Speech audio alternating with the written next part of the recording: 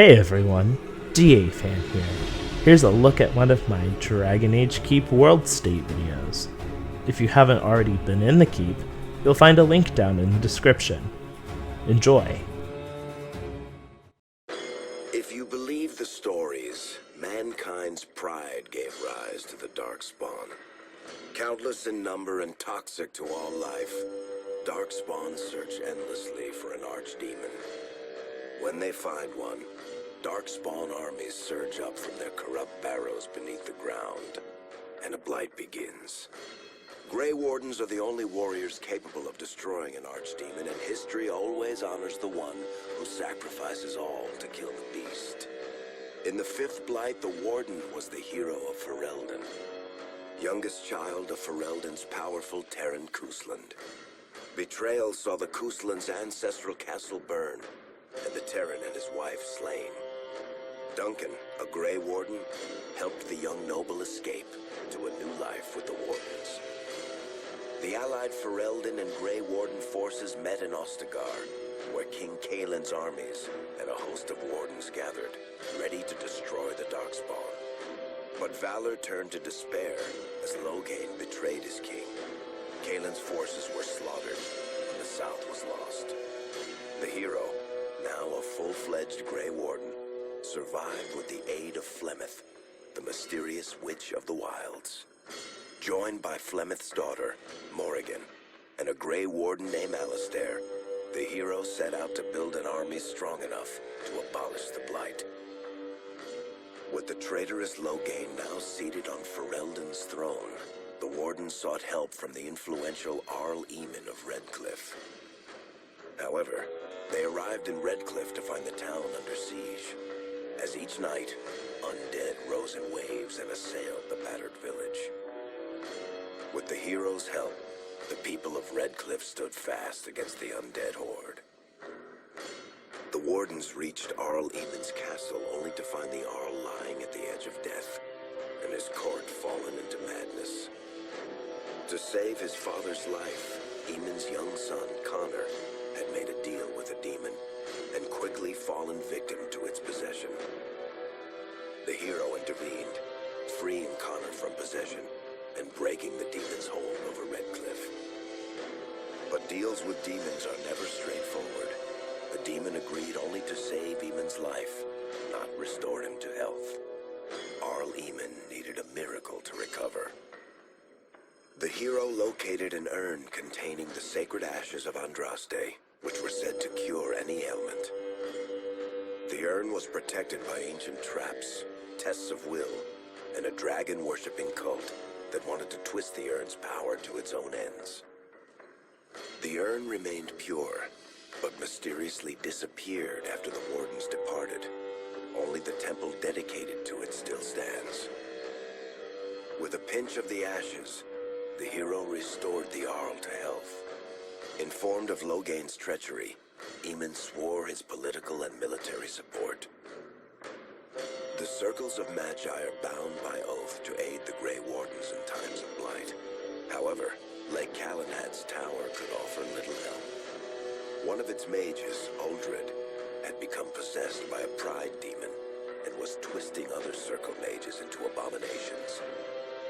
The hero fought to the top of the tower and defeated Uldred, saving the remaining mages. Grateful for their lives, the mages joined the Warden's army. The allies gained at the Circle were not the only soldiers to join the Warden's forces, however. Dalish elves don't usually make alliances, but even deep hatred can be set aside in the face of oblivion. An ancient curse was destroying Ferelden's largest Dalish clans, turning the elves into werewolves.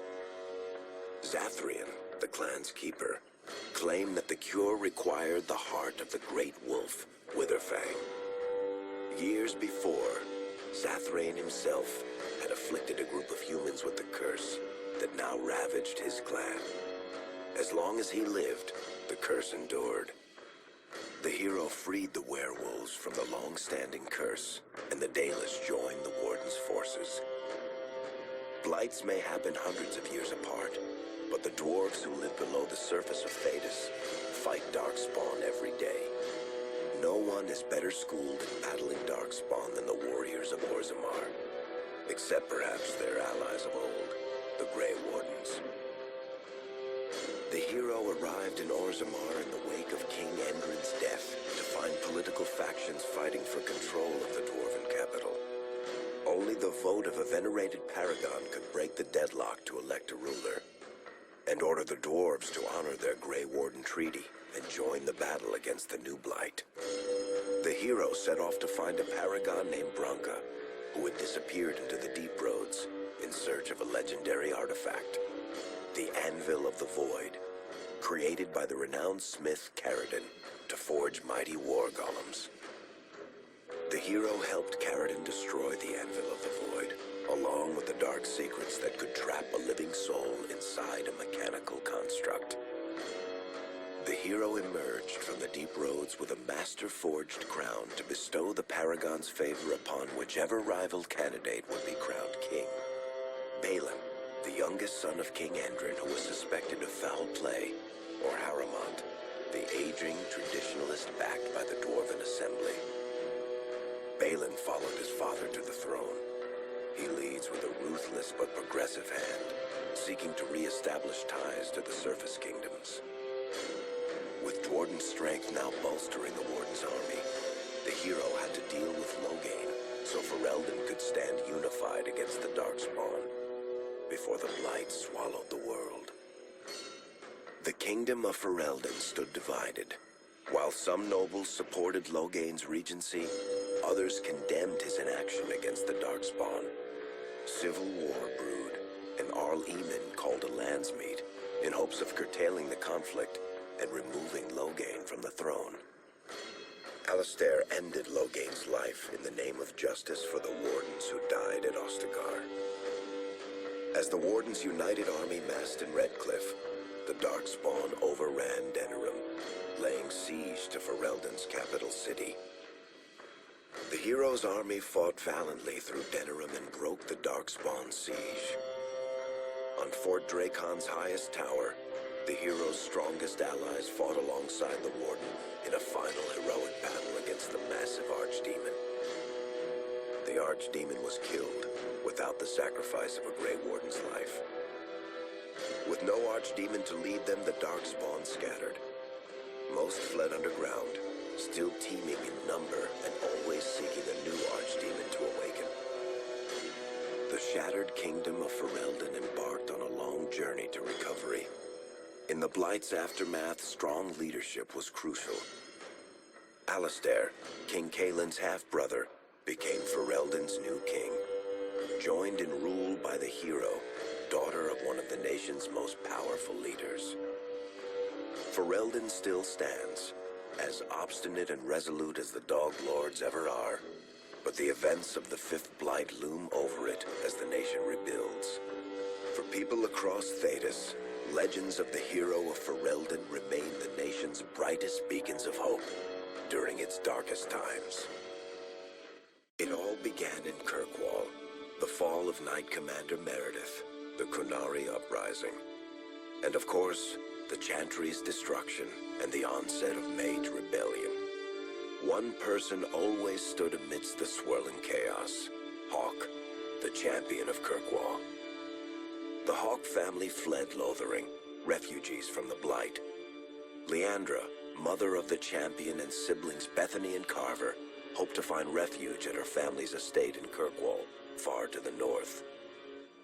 While Hawk had no magical abilities, the champion was at the heart of events that ultimately led to the Mage Rebellion. The Hawks escaped the Blight with the help of Aveline Valen, a warrior and family friend. It's said that the family was also aided by Flemeth, the notorious Witch of the Wilds. Hawk's brother, Carver, never reached the Free Marches. He was killed by Darkspawn while protecting his family. The family's first years in Kirkwall were difficult. Leandra's brother Gamlin had lost the family fortune. The Hawks lived in poverty, forced to indenture themselves in return for entrance to the city. To pay off the debt, Hawk was forced to work for a band of mercenaries. All the while, Hawk and Bethany did their best to hide Bethany's magic from the Templars. Opportunity eventually struck in the form of a dwarf named Bartrand Tethras, who was planning an expedition to the Deep Roads. It was a long shot, but with gold gained from the expedition, Hawk could free the family from its criminal creditors and further Templar scrutiny. Hawk met a rogue Grey Warden named Anders, who possessed detailed maps of the Deep Roads. These maps were crucial to the expedition's success. Once Hawk obtained them, everything else fell quickly into place. Bethany joined Hawk on the expedition. The siblings found ancient dwarven treasure and a statuette formed from a strange red lyrium. Bethany fell victim to the blight that suffuses the Deep Roads, but Anders led her to a group of Grey Wardens who were able to save her life. The gold Hawk recovered from the Deep Roads brought back Leandra's stately childhood home in Hightown. The Hawks had barely settled into their new home when Leandra was murdered. A deeply sinister and twisted killing. Hawk hunted down Quentin, the blood mage responsible, but could not prevent Leandra's death. Leandra's tragic death was part of a critical problem facing Kirkwall. Rising tension between the city's mages, who felt increasingly oppressed, and Templars, who grew increasingly suspicious of their activities. Adding to the strain, a large contingent of Kunari had also established themselves in Kirkwall, much to the growing discomfort of the city's rulers. After their dreadnought was shipwrecked many years before, a group of stranded Kunari were allowed to remain in a cordoned-off area in Lowtown. As time passed, the Kunari made no effort to return home, and offered no explanation about why they remained. Tensions rose to a breaking point. Revered Mother Patrice, convinced the Kunari were a threat to the Chantry's faith, incited violence between the Kunari and the Kirkwall populace. Hawk knew that Patrice would bring about unnecessary conflict. Though the champion tried to stop her, Patrice orchestrated the murder of Seamus Dumar, a Viscount's son and a recent convert to the Qun. When her crime was discovered, a Kunari assassin killed her. After Seamus was murdered, the Arishok of the Kunari group lost patience with the humans of Kirkwall. They would now submit to the Qun or die. The Kunari struck hard and fast. They took the palace in Hightown and beheaded the Viscount to immediately quash any resistance. Aided by Knight Commander Meredith and First Enchanter Orsino, Hawk reached the palace and stood toe-to-toe with the fearsome Kunari leader. Hawk fought the Kunari leader. The fierce battle resulted in the Arishok's death and the liberation of Kirkwall from its brief occupation. The Kunari quickly withdrew from the city entirely. Hawk saved Kirkwall and earned the grudging respect of the city's Templars, mages, and nobility, along with the title that history remembers, the Champion of Kirkwall. Kirkwall's problems were still not over, however. After Viscount Dumar's death, Knight Commander Meredith took power and blocked all attempts to appoint a new Viscount. Under Meredith's command, the Templars tightened their grip on the mages, planning to suppress what Meredith saw as a growing rebellion. Anders, who spent years fighting for justice and freedom for his fellow mages, saw that the time for negotiation was past. He destroyed Kirkwall's chantry, killing hundreds, including Grand Cleric Elthina. This single act began a rebellion that spread from circle to circle, until all circles of Magi had risen up in defiance against Chantry rule. There was no forgiveness for what Anders had done, and he asked for death at Hawk's hands. Hawk fulfilled the troubled mage's final request, and many others died along with Anders that day. Fighting spread swiftly through the city. Some mages rebelled openly, many of them succumbing to possession. Templars turned their swords on mages who rebelled, and on those who did not. As First Enchanter Orsino refused to bend to the Templars, Knight Commander Meredith demanded that every mage in Kirkwall be put to the sword. Hawk saved many mages from Templar blades, keeping them from succumbing to possession or the temptations of blood magic. In the end, however, Hawk was forced to strike down Orsino, who had betrayed his own values by resorting to blood magic himself. The battle proved one thing. Knight Commander Meredith had gone mad.